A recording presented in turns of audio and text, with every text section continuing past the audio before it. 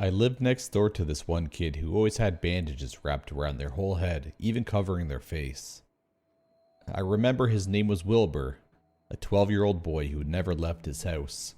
He sometimes looked out of his bedroom window on the top floor at all of the kids who would play outside, while Wilbur sat and watched. I remember his windows had metal bars on them, so there was no way he could climb out of his bedroom. We sometimes communicated to each other by writing to each other on pieces of paper, since Wilbur can't hear me because the window was locked. Wilbur only does it when his parents aren't around, since they're weird. His mother and father were one of those parents that were insanely crazy about science and chemistry. According to Wilbur, they would stay in their basement and work all day and night, except the times they have to give Wilbur some food daily. Now they're not treating him like an animal. His parents were just very busy. They told Wilbur that he shouldn't go outside and make contact with anyone until his face got better.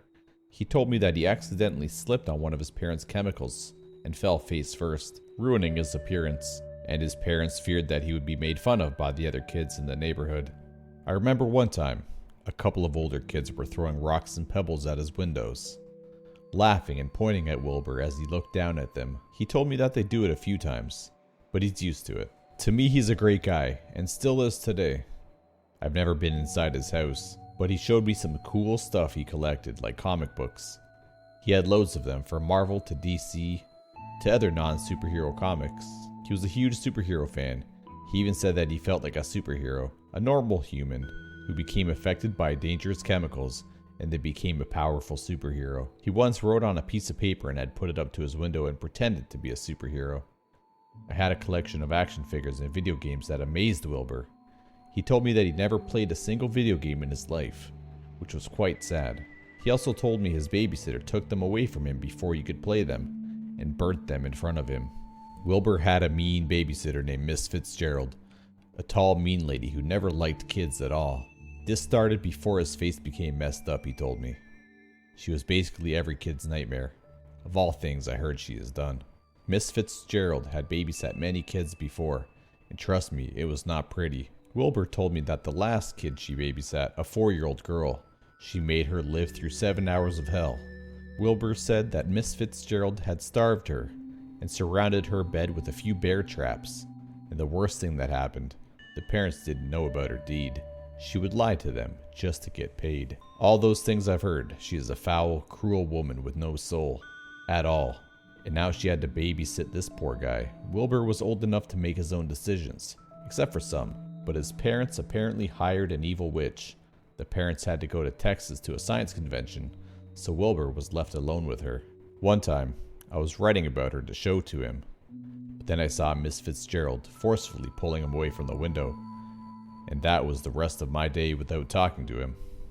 The next day when I looked through my window to see Wilbur, I saw someone lying down on his bed, looking at the person's wrapped head. I banged my fist on the window, trying to get Wilbur's attention. He slowly sat up on his bed, wiping away tears from his eyes. He seemed to be crying, which gave me a thought. I had a worried look on my face as I saw bruises all over his arms and legs, a faded dark tone of purple. He went to write something down on a piece of paper. Then, as Wilbur finished writing, he went up to the window and pressed the note on the glass. What he wrote had terrified me. The whole situation still burnt in the back of my mind, something I knew I would never forget. He wrote, "Help me." What made it worse was that his handwriting was scribbled onto the paper. It was almost illegible. Wilbur kept banging on the window with his other hand. Then suddenly, I saw someone else run into the bedroom next to him. It was her. You know who. She had something in both of her big, chubby hands. In one hand was a lemon, and in the other was a pair of scissors. What Miss Fitzgerald did terrified me even more. Miss Fitzgerald ran up to Wilbur, grabbing his head, holding it still. I saw him screaming in pain, so I knew I had to do something. At the same time, I couldn't stop watching.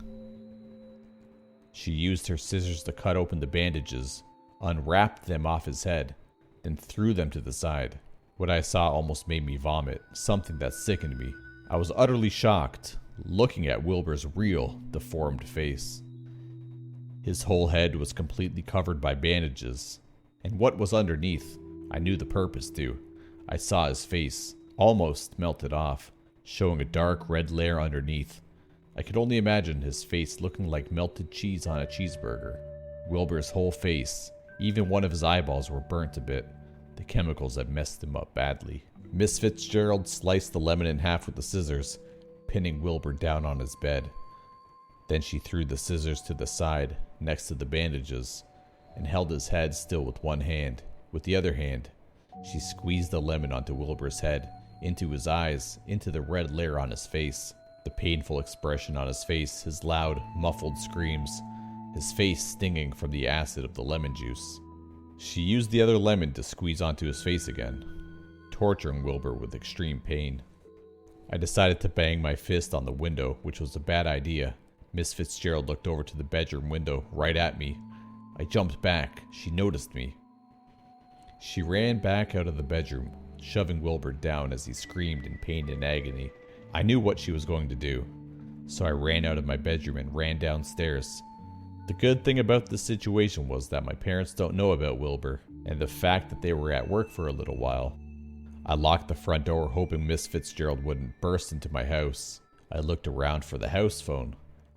But as I was, a loud bang rang in my ears. I looked behind myself at the door, noticing her red, sweaty face and curly blonde hair. By the looks in her eyes, I knew there was going to be some trouble. She kept banging at the door, nearly screaming her head off.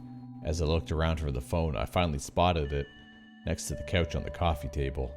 I ran towards it, dialing 911, as the sounds of Miss Fitzgerald's threatening screams were heard from outside. Waiting for a few rings, I finally hear the operator's voice, the usual greeting from a 911 operator. I started explaining the whole situation from beginning to end, as quickly and clear as possible. They told me to wait patiently as the police will arrive at my house soon. It took a few minutes for the police to arrive at my house. Not only did they arrive, but my parents arrived early from work as well. Apparently they got a call from the police, explaining my situation, and decided to come home. My parents were extremely worried and frightened. They asked me more questions about it than the police did. I had to explain everything, from being friends with Wilbur, to how his parents left him with an abusive babysitter, to what she tried to do. About an hour later, a police officer came to me. He had something he wanted to tell me about the horrible atrocities that took place next door. The truth about the babysitter, the parents, and Wilbur was truly shocking. Based on the evidence they found, Wilbur's parents weren't actually his real parents at all. They adopted Wilbur from an orphanage that's out of town, only to perform an experiment on him. It was the reason why they moved to Texas, to hide. The babysitter, Miss Fitzgerald, was part of the experiment too. In fact, Wilbur wasn't the first kid to get adopted by the scientists. They had done illegal experiments on those orphans, and it was to find out how much pain a child could take before death, based on the cause of death and the age of the child. 38 children between the ages of 2 and 13 were reported missing, and Wilbur was one of them. There were security cameras on the outside and inside of the house. Right now, they arrested Miss Fitzgerald for child cruelty and the deaths of many children, and are on the case to find 2 scientists. All of that, and I was friends with someone who would have been killed if I didn't call the police. Apparently, Wilbur also tried to lie about almost everything he's told me. He was trying to protect himself. He was sent to a new trusted family, a married couple who lived out of town. Since then, I never saw him again, until now. 20 years later, I went to a bar to get myself a few drinks by myself when a man approached me. "Remember me?" he said, with a familiar man smiling at me. I smiled back, realizing how long it had been since I'd last seen Wilbur. In fact, he looks like a nice, healthy man now, without his bandages. He was a brown-haired man with sky-blue eyes. He almost looked like a complete stranger. And after that, we talked and drank a few glasses, finally speaking to each other in person. Wilbur and I knew that nobody would try to keep us apart. The scientists and the babysitter are probably locked away right now. After all, I still couldn't stop thinking about the fact that this man would have been killed if I didn't help save his life.